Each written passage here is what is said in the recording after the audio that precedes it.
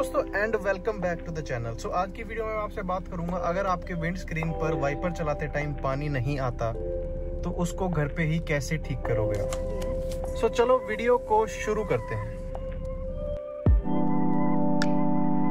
So total 3 कारण हो सकते हैं जो आपकी विंड स्क्रीन पर वाइपर चलाते टाइम पानी नहीं आ रहा।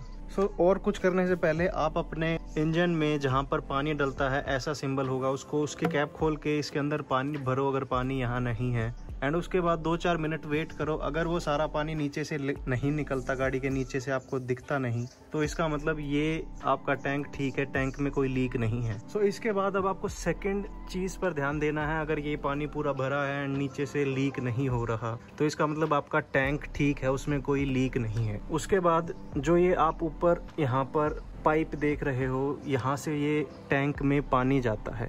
सो इनके आगे जो छेद होते हैं वो कभी कभी ब्लॉक हो जाते हैं मिट्टी वगैरह से, तो कोई भी नीडल या फिर एक टूथपिक से इसको साफ करोगे तो कई बार होता है कि वो पानी आने लग जाता है। सो ये दोनों करने के बाद भी अगर ऊपर पानी नहीं आ रहा आपके विंड स्क्रीन पर, तो इसका मतलब है कि ये जो पाइप है ये इस टैंक तक पहुंच नहीं रही। सो फर्स्ट ऑफ ऑल आपको जो ये पाइप जा रही है इसको चेक करना है कि ये जाती कहाँ है। ये यहाँ नीचे जा रही है एंड मेरे केस में ये एक चूहे ने काटी हुई है और इसलिए यहाँ पर कोई पानी नहीं आ रहा। सो मेरे केस में मेरी गाड़ी में थोड़े महीने पहले एक चूहा घुस गया था, उसने थोड़ा बहुत डैमेज किया था, जैसे कि यहाँ पर एंड यहाँ ऊपर। सो उस चूहे ने इस पाइप को भी काट दिया है, बट आज हम इसको फिक्स करेंगे। सो आपको इस टाइप की पाइप चाहिए होगी, छोटा सा पीस चलेगा इस टाइप की पाइप या जो भी आपकी गाड़ी में है वो, बट BMW F10 में आपको इसी टाइप की पाइप मिलेगी हर गाड़ी में। सो मेरे पास एक पुरानी HID रखी थी, इसकी वायरिंग हार्नेस पर ये एग्जैक्ट ट्यूब थी और एग्जैक्ट साइज था जो मेरे को इस टूटी हुई पाइप को जोड़ने के लिए चाहिए। तो चलो अब उसको ठीक करते हैं।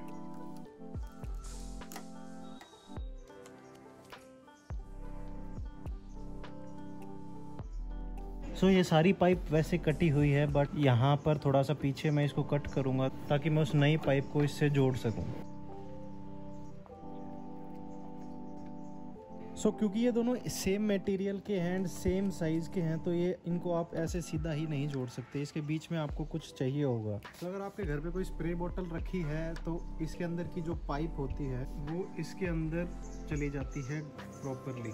इन दोनों को जोड़ने के लिए आप ये यूज़ करोगे।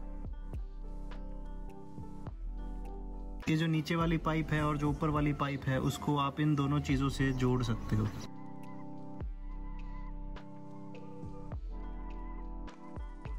अब यहाँ पर भी और इसके दूसरी साइड भी आप टेप करने से पहले जो हमने ये निकाला था इसको आप ऊपर स्लाइड करोगे, एंड जब टेप लग जाए इन दोनों पर तो आप इसको वापस इन दोनों जॉइंट्स के ऊपर स्लाइड कर दोगे ताकि थोड़ी प्रोटेक्शन रहे। मैं यहाँ पे एक डबल साइडेड टेप यूज़ कर रहा हूँ, आप ब्लैक टेप यूज़ कर सकते हो। बाय चांस अगर इसमें थोड़ी सी लीक होती भी है तो ये टेप उसको लीक नहीं होने देगी। प्लम्बर्स वगैरह यूज़ करते हैं पानी वगैरह रोकने के लिए, तो इस ट्यूब के दोनों एंड पर मैंने ये टेफ्लॉन टेप लगाई है। सो कुछ पानी बाहर आता भी है डबल साइडेड टेप लगाने के बाद भी, तो इस टेप के लगाने के बाद वो पानी बाहर नहीं आएगा। और ये ऊपर वाली कवरिंग वैसे भी इन दोनों हिस्सों को ढक देगी, तो और कोई भी चांस नहीं है कि पानी ड्रिप या नीचे गिरेगा।